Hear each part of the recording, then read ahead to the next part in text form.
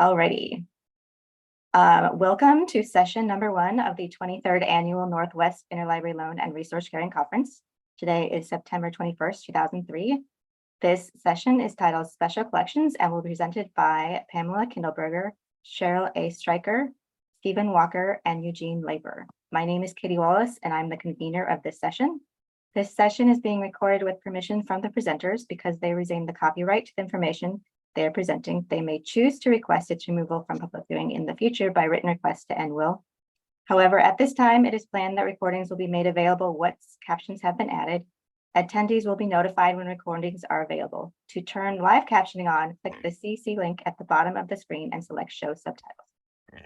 If you have a question during the session, please use the Q&A function in Whova, and I will pose these to the presenters at the end of their presentation. We will not be monitoring the chat for questions. When the presentation ends, please complete the post-session survey in Whova located on the conference homepage, and I will post it in the session chat at the end. NWILL and presenters appreciate and use your feedback. On that note, I will turn the session over to our presenters.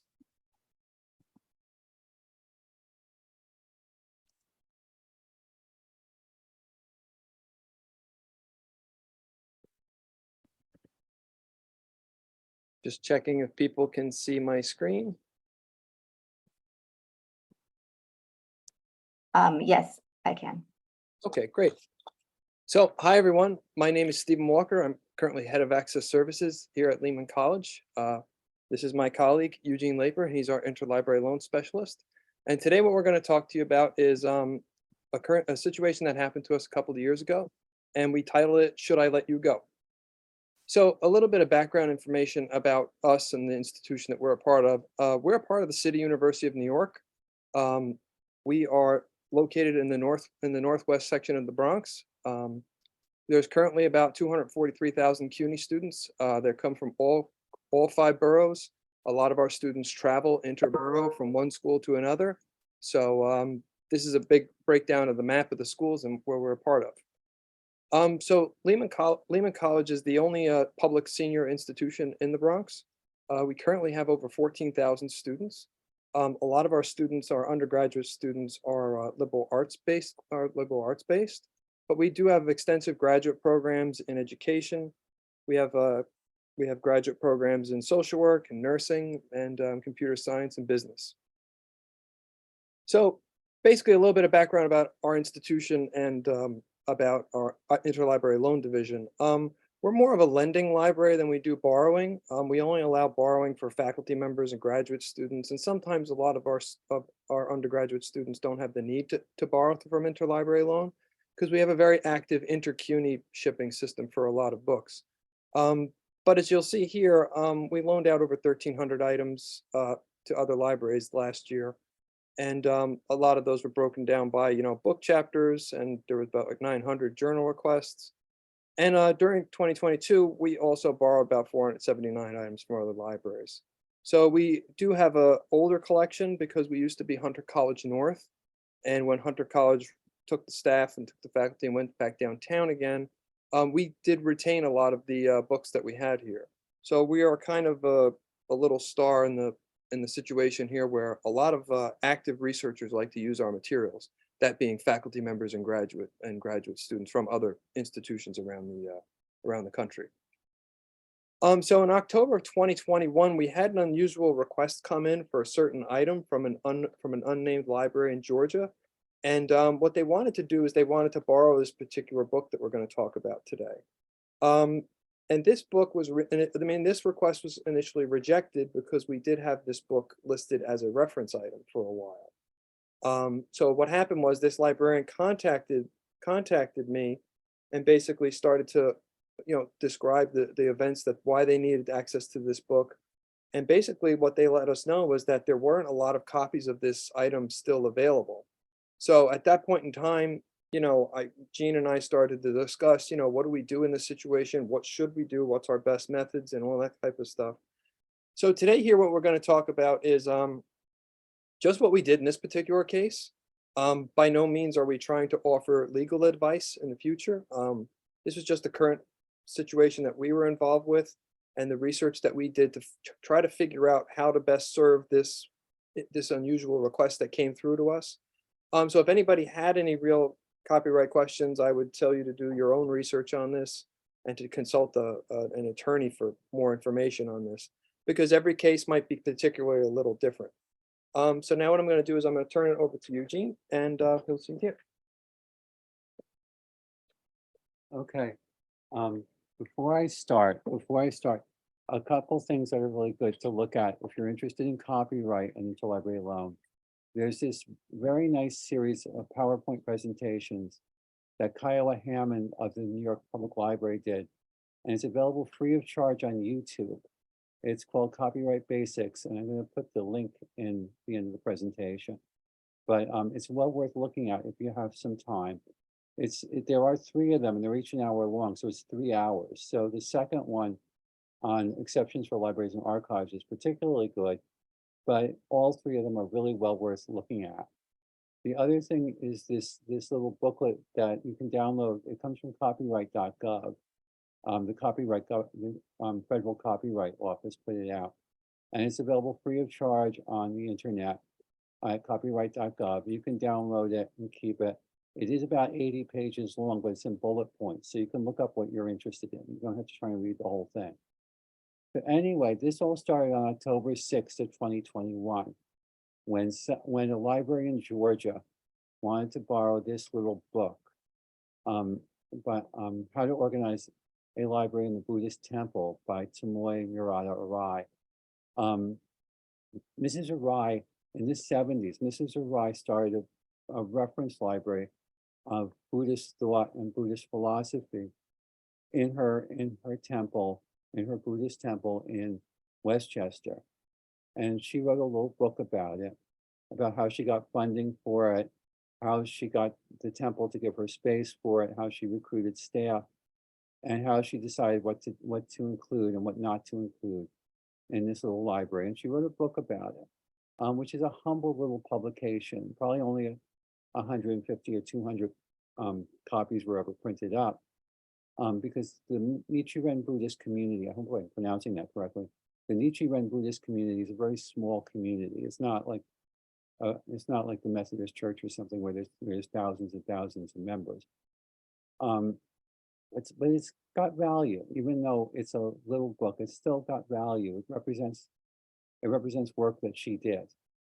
This was printed and copyrighted by the Buddhist Churches of America. It's a regular published book.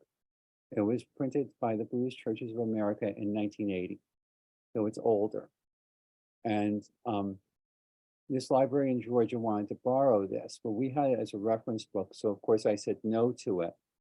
And normally when you say no to a request, the borrower can go on to another library. But the interlibrary loan librarian in Georgia, at this university library in Georgia, pointed out to me that there's only 2 holdings for this book in OCLC. Our holding and the City University campus on East 80th Street, which is kind of a phantom holding, because for many years the East 80th Street campus was functioning, but shortly after the millennium, the City University reorganized and they closed the East 80th Street campus and they sold it. And there's condominiums there now. So I don't know what happened to that collection, but you can't borrow that book anymore. That library is gone. So there's really only Lehman College in OCLC. The patron also attempted to purchase the book, and Barnes & Noble and ABE Books didn't have any listings for the book at all. Amazon does note the existence of the book, but they have it as out of print, limited availability, no copies for sale right now. Although they're happy to sell you this t-shirt, just in case you want to borrow a t-shirt instead. But they don't have any copies for sale, so it's not possible to purchase it.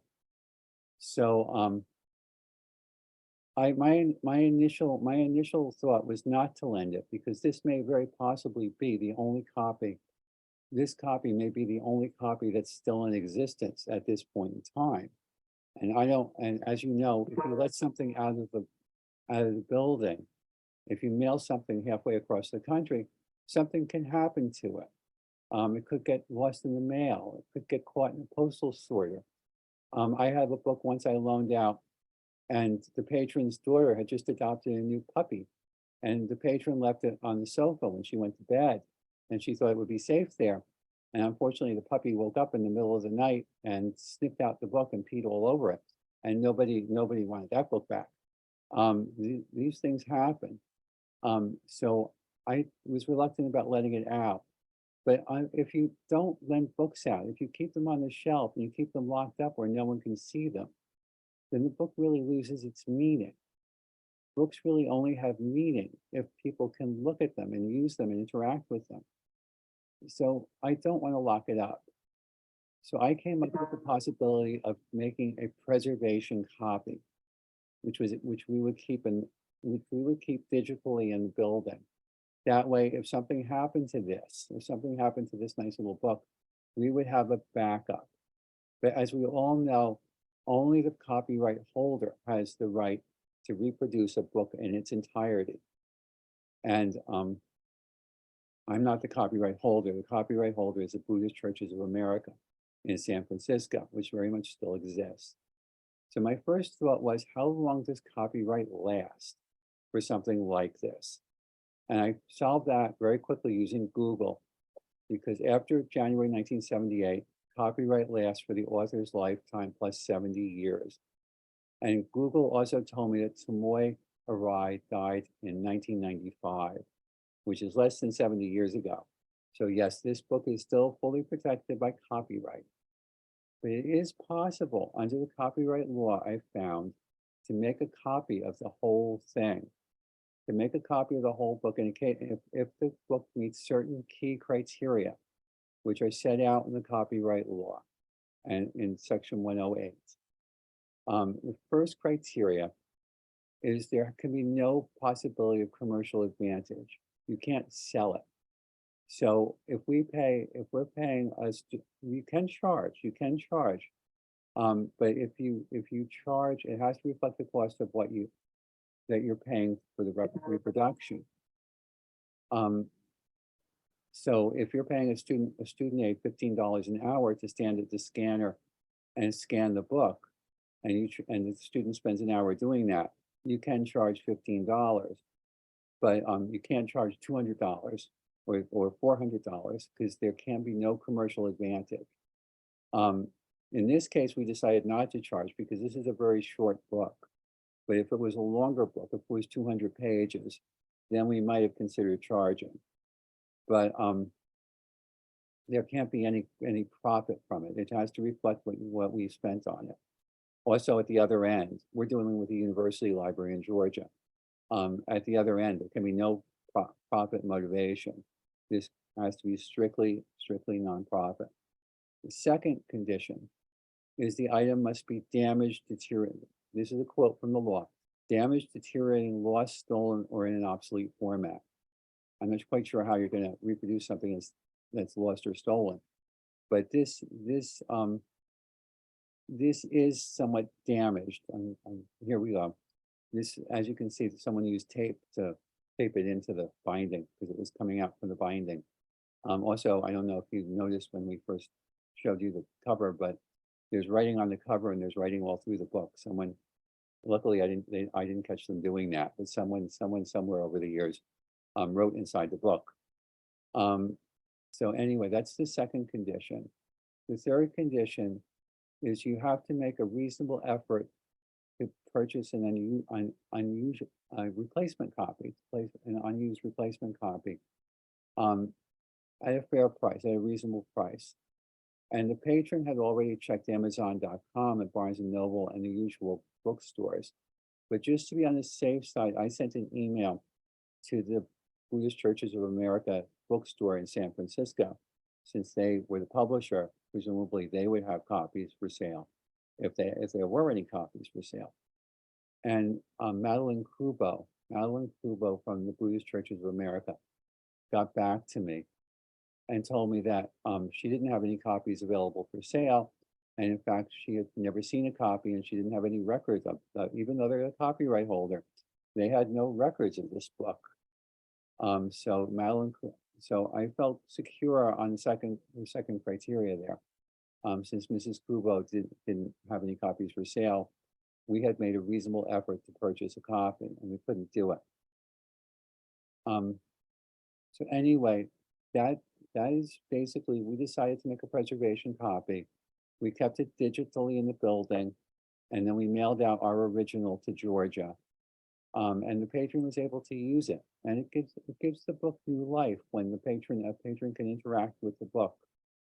And so I thought I would leave you with this quote, that books lying idle on the shelf are like wasted ammunition. Books really only have meaning. Books really only have meaning when people use them. And we all have these things. We all have these little idiosyncratic things. But if someone comes along and you're concerned about letting it out because possibly this is the last copy that's still in existence anywhere in the world, and you don't want to be responsible for losing the last copy, the only copy that's still in existence. You know, these weren't big national bestsellers. These were very small, humble little publications put out by churches or by community groups. And you're concerned that maybe it'll disappear entirely if you lend it out. But consider making a preservation copy, because books really only have life and they really only have meaning if people are reading them and interacting with them.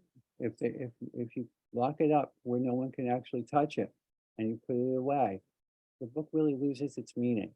So I'll leave you with Henry Miller, and that's it. Okay, so some of these are just some of the other additional links that we were using for this particular situation, and these were some of the guidelines that we followed, and then that's that. So thank you for your time, everybody.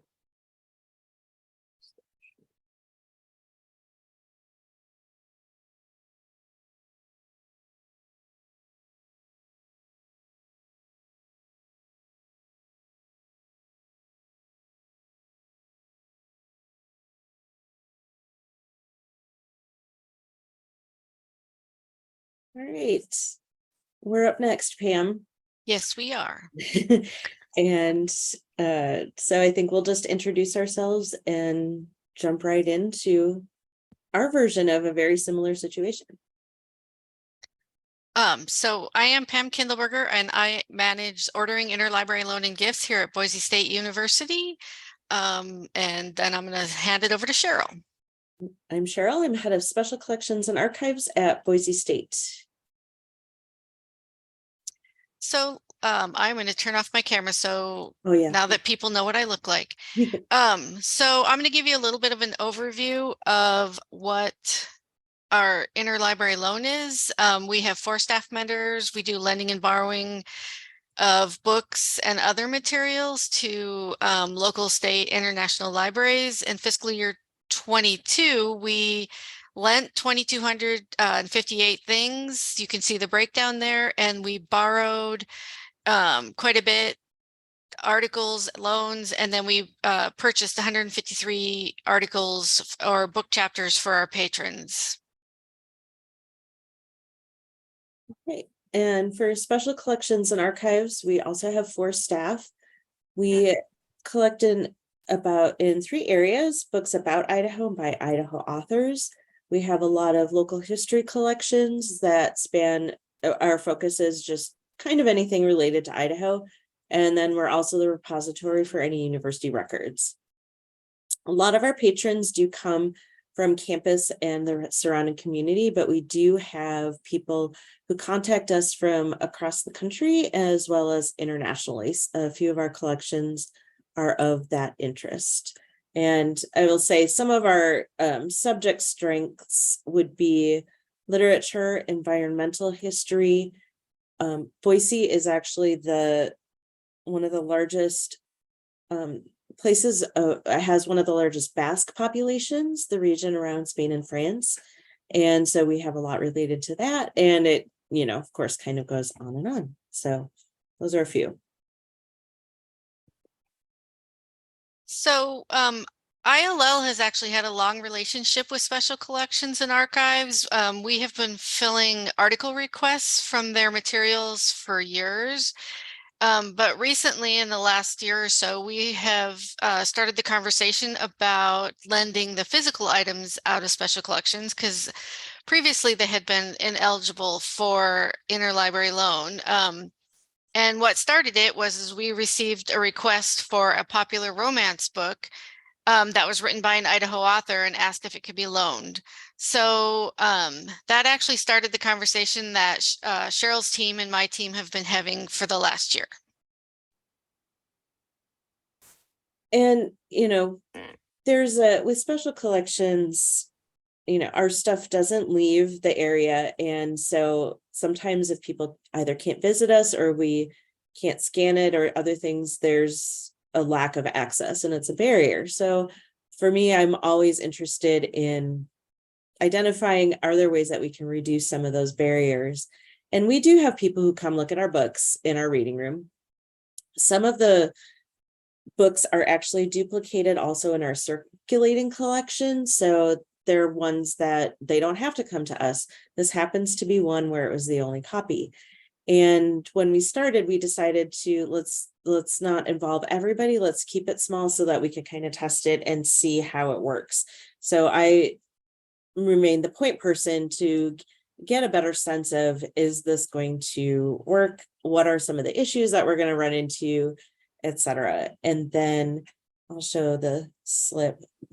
After we started meeting and talking about it, we came up with this format of keeping track of certain things and using trying to be systematic so that we could, number one, also get good data, but that it would be easy to follow, easy for us or for me to check, yes, that we can do this, and easy on ILL to be able to read that and go back and do their end of the part.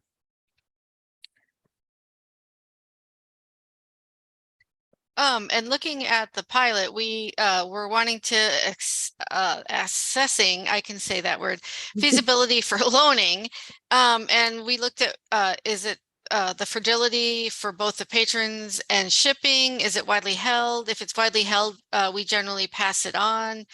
How is it, how important is it to maintain a pristine copy? And in rare existence, what is the topic? Like a local politician. Cheryl came up with 4 conditions for lending, which is in library use only, whether or not you can renew it, the length of the loan, and seeing if the lending or the borrowing library would accept our conditions. Yeah. And we, tying back to the previous presentation too, we have a lot of things that it's like, what do we need to maintain the actual physical copy? Can we send a scan? We haven't done that a lot, but that's also been kind of in the back of our heads. So these are 2 of the books that we loaned. One of them, this I'm not going to be able to say this correctly. It's a Basque book, but Afrikar Iraltsurin Alde will be, I think, pretty close. And this is a book that it's only available in a few other libraries in Spain. This is a request within the US, and we were the only ones who had it. And so it was kind of looking at it. The book is in good condition, and knowing that it isn't, it almost seems contradictory to be like, oh, not very many exist, so that's more reason to loan it sometimes. But, going back to, books are meant to be used, and we want to make sure people can have access to them. And this was one where, if I'm remembering correctly, Pam, that the patron did follow up about how grateful they were that we loaned a copy of this title.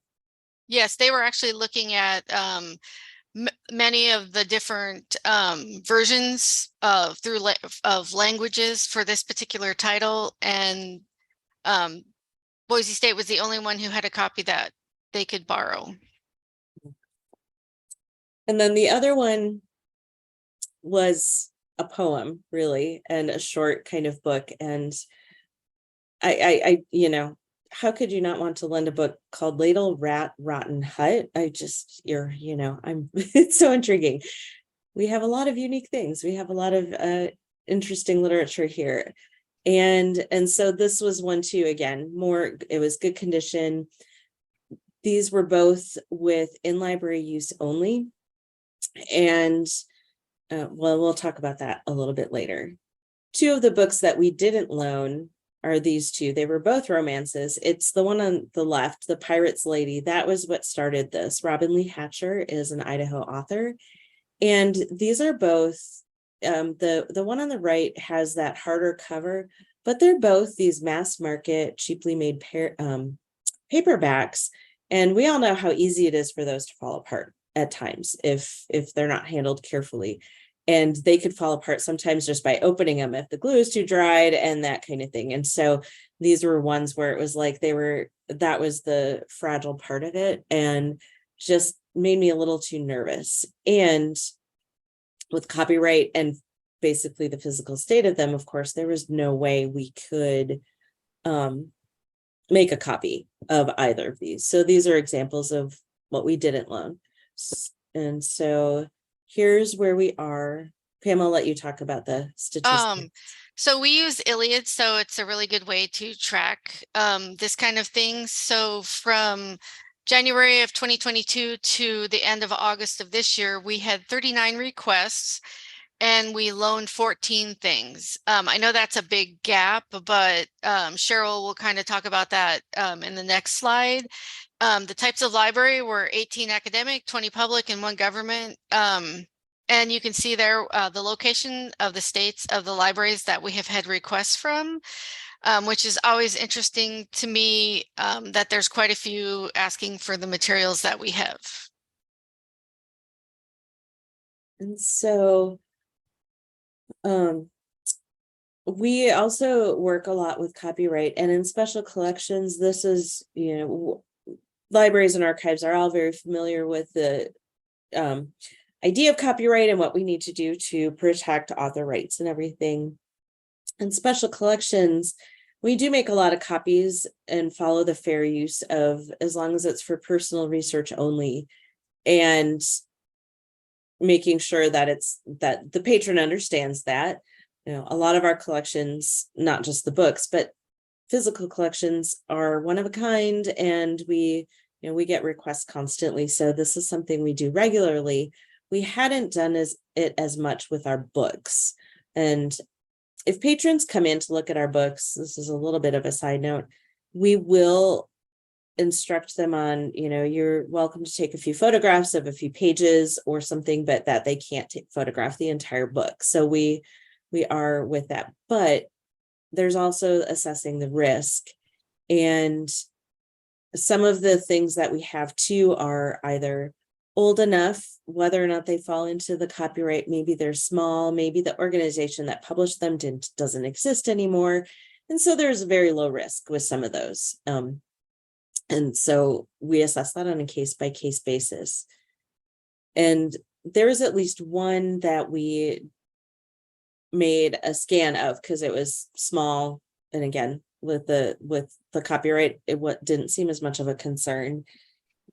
And that was sort of part of what prompted this too, that we regularly scan things for patrons, but sometimes they come through ILL, or they don't know that they could either come to us directly or whether they should go through ILL. So we want to make sure that we're treating no matter where the request is coming from, that we treat them equally.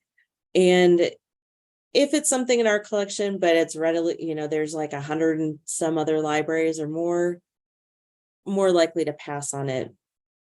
And like we mentioned before, this one from a local politician, this isn't a judgment about politics. It was just like, it's not readily available, and we don't know. It was kind of surprising to me because it was a fairly recent book, but I was just worried that someone would get it and keep it, or, maybe something would happen to it if we loaned it at home. And again, fragility. And honestly, I think one of the biggest reasons is that the requesting library couldn't adhere to our conditions. So the in-library use only is something that's common in the academic libraries that have special collections and have that readily set up. Public libraries don't have that some do, but not everyone. So I think that was a bit more challenging. There have been a few that we did loan that we allowed people to take home. And so far, so good. Nothing has happened to any of them. But we are a little wary of that and want to make sure that there aren't the risks. Like, you know, the new puppy, as cute as that can be, you never know what might happen. So those are some of the things that we have so far done. So of all the requests that we have gotten through interlibrary loan for special collections, these are the call number area or call number subject areas. So just to let you know, people are asking for a wide range of materials. I always like the hunting sports myself. Me too. That is something. Being in Idaho, we do have a lot of wilderness areas and other environmental recreation and rural recreation. So that was a fun one. And I think, okay, oops, sorry. A lot of the ones that were requested, if you look down here, are American literature. So we have that, and you know, so not, and we looked it up, and I think, Pam, wasn't it only one of them was an Idaho author, and the rest were others. So so we do have, you know, Idaho is our tie to everything, but it's a wide variety of topics. So I was also interested in the social pathology and criminology book too. And me personally, I'd just like to see what people are interested in. Of course, none of us, like everybody, we don't memorize every book that we have in the library. So it's fun for me to see some of the ones that we had that I didn't know about, that then I can use that information to help future patrons. And then going forward, we, a few months ago, so for maybe about 6 months, it was just me who determined whether or not we could loan anything. And then I had been talking to my staff about it, and we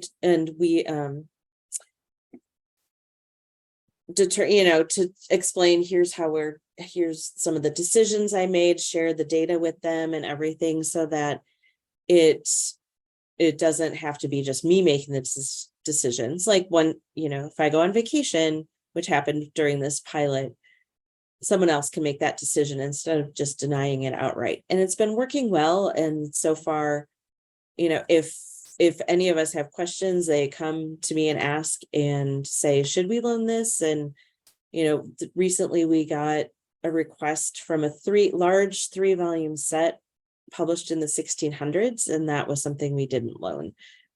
But it's a way to make sure that we have those conversations. And part of my goal with it too is to determine, are there any digitization needs that we need to have? And so knowing what people are interested in, if over time we see trends and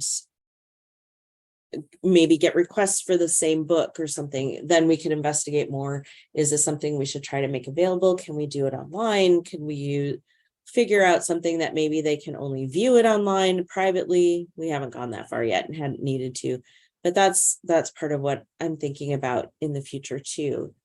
And then right now we've been doing a lot of it via email, but we want to move towards where all of us use Iliad so that we communicate through there. So it has a record of all of that in there.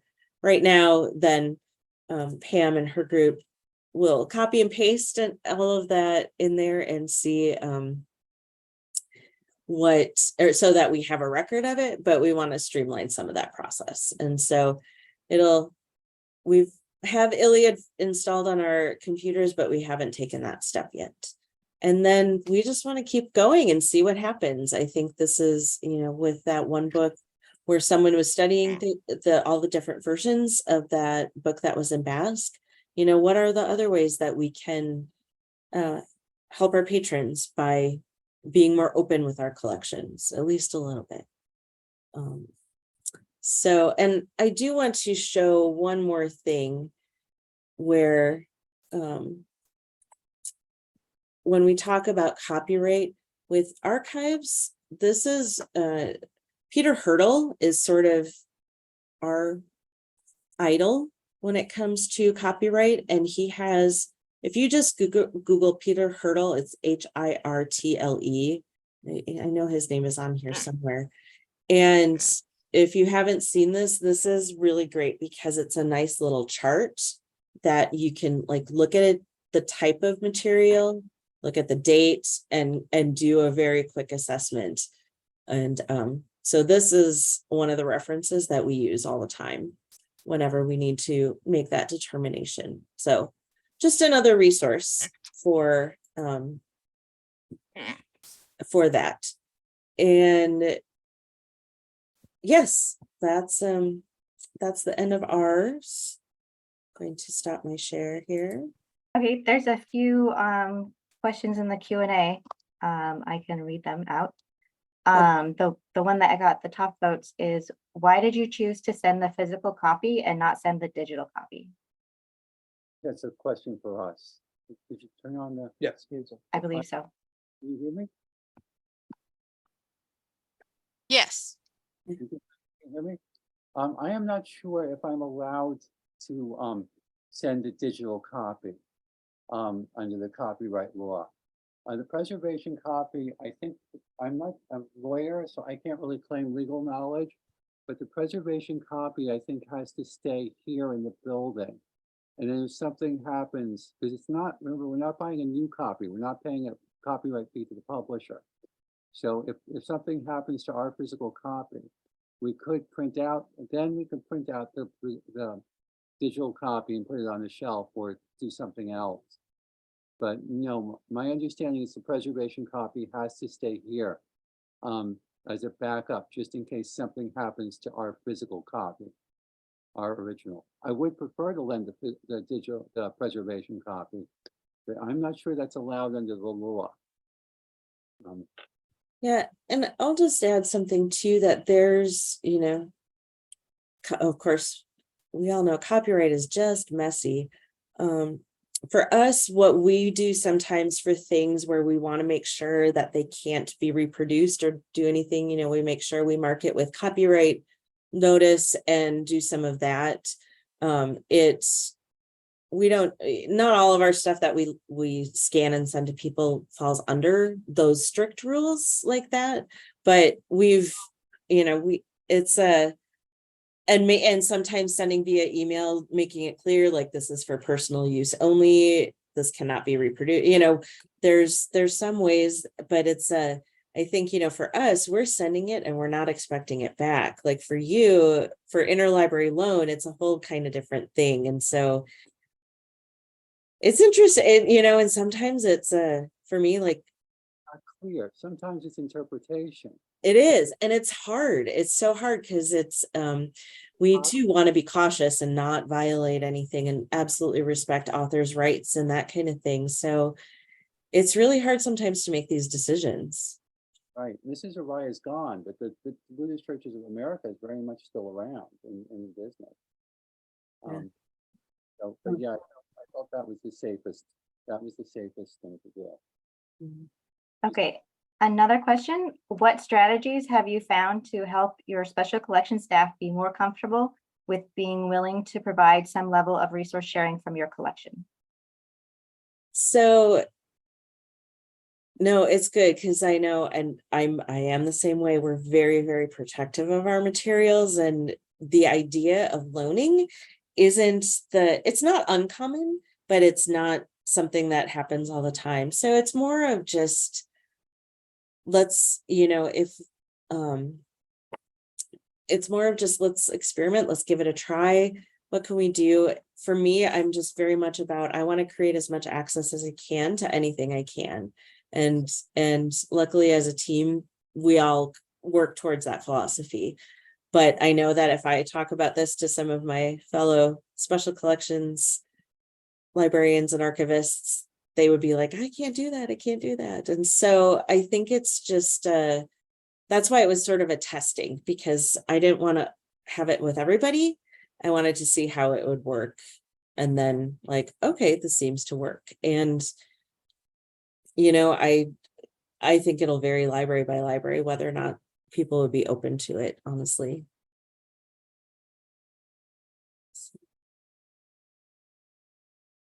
How would you define special collections? Does the definition change per library or is it universal?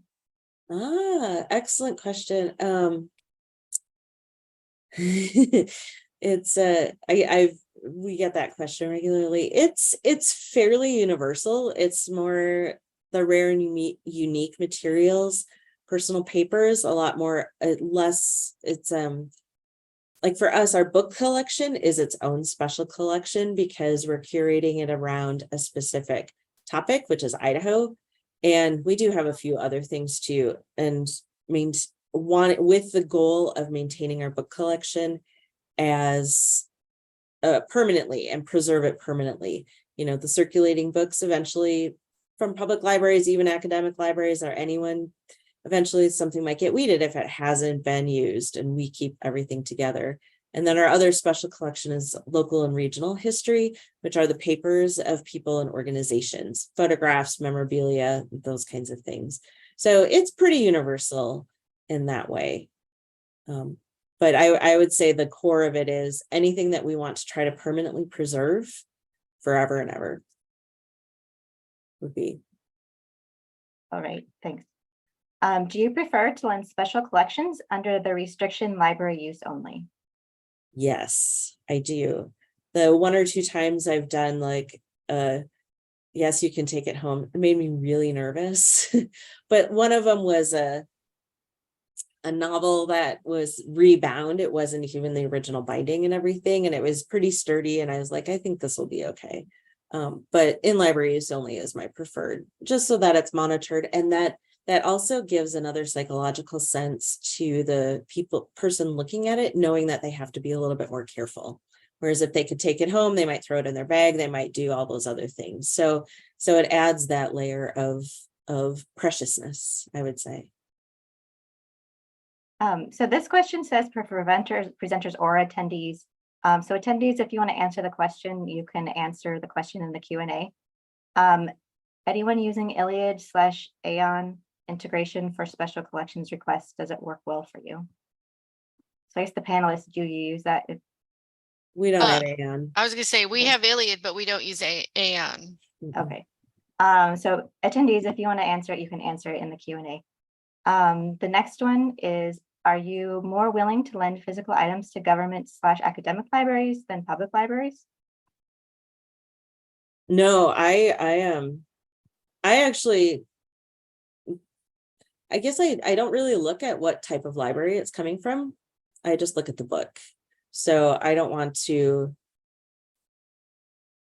discriminate against that. I think if anyone is part of the network, it should be open to whoever, because I know not with our books necessarily, but with others, they're loaned to international libraries and other places too, where we get things from international libraries. So that's more, I don't know, for me, it doesn't have any effect. Okay, so this question, the first part was already answered about why did you send the physical book instead of scan, but they also have a second part where they said, on a related note, do you scan chapters from your special collections for ILL? Yeah, we would scan a chapter from any book, special collections or as long as it doesn't exceed about 10%. There's no firm rule with copyright on how far you can go. It's just, you're not supposed to do more than a substantial portion of the book. It's really at some point your judgment. But as long as it's just a chapter or two from a book, whether it's in special collections or whether it's in the collection or whether it's on reserve, yeah, we'll make a scan of the chapter or two. No problem.